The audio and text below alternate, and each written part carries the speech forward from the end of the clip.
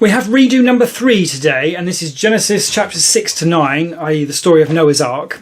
Again, very briefly, this is just replacing some of the earlier videos that were so terrible while I was getting to grips a little bit with what I was doing. These are my original notes. I'm not cheating or anything. It was based on my original notes. It's crazy though, isn't it? All this, that's up to halfway through the book of Isaiah. It's going to end up with a massive thing by the time this is done. Anyway, so I think most people are familiar with the story of Noah's Ark, or at least broadly anyway.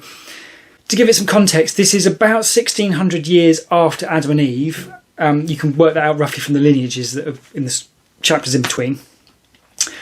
So in theory, we're something like about 4,000 years ago, it would seem.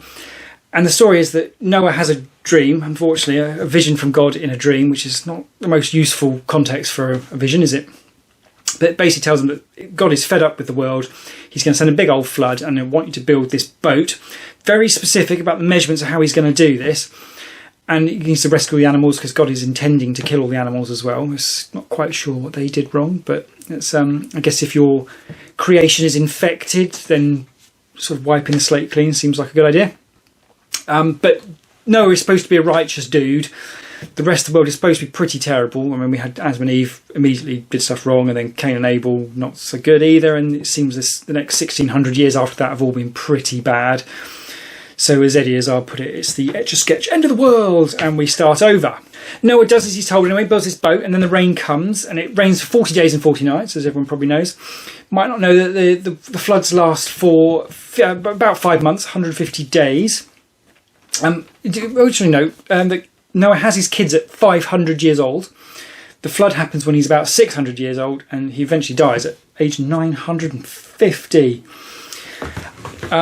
Yeah, so obviously they survive the flood. They have two animals of each, and they resettle things, apart from the animals that swim and the ones that can fly for 40 days. I mean, probably nothing can fly for 40 days. There is another bit of the story that I didn't realise, actually, that comes after it, and it's Noah, once they're back on dry land, has a little bit too much to drink and falls asleep in the bath. You know, fair enough, he's just saved his family from a global catastrophe, so yeah, why not? But his son Ham comes in and then goes and laughs about it to his brothers. Fair enough. And then his brothers are kinder and they walk him backwards so they can't see him in the bath and then cover him up, and much more gentlemanly. And it's interesting that Noah's reaction to this is he places a curse on Ham's son for what Ham did. I guess some of that be of its time, that's the thing, but it's not very kind, is it? If my dad did stuff wrong and someone cursed me, I'd be inclined to give him a bit of a slap. So, yeah. I suppose it leaves out that Noah would have woken up with a stonking great hangover, so maybe he was just really grumpy. But I assume the fact that it made it into the Bible suggests that that was a deliberate thing to curse his own grandson.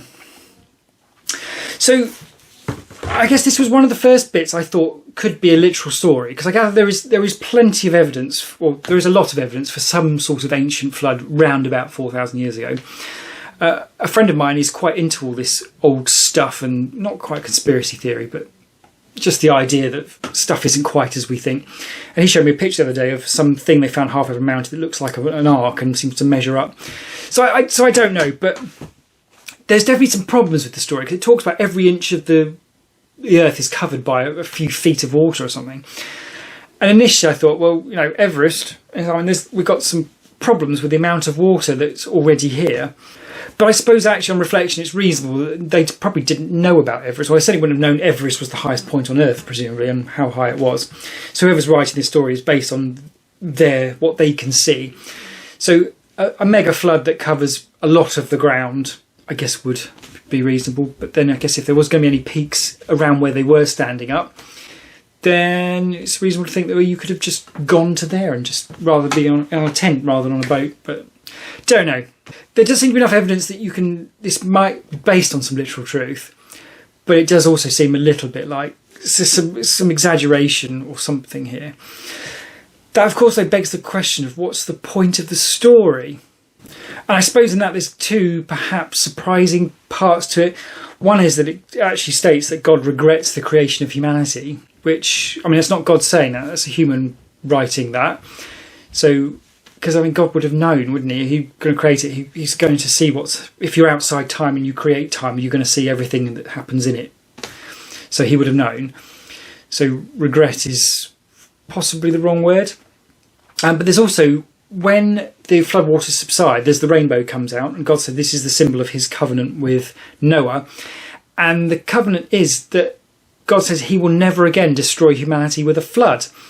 I sort of cleverly worded, it might do it with fire or ice or meteor collision or zombie apocalypse, but never again with a flood. But it's very one-sided. It's not, you have to do this and then I will promise that. It's, I just won't ever do that again. There's this question of whether that's actually useful, and so just do it a different way next time. But it's an interesting idea that God just seems to, well, he just created life and then it went wrong. He didn't just create it in a way where it couldn't possibly go wrong. So that does suggest very much the free will thing, doesn't it? I think that does establish that idea quite heavily.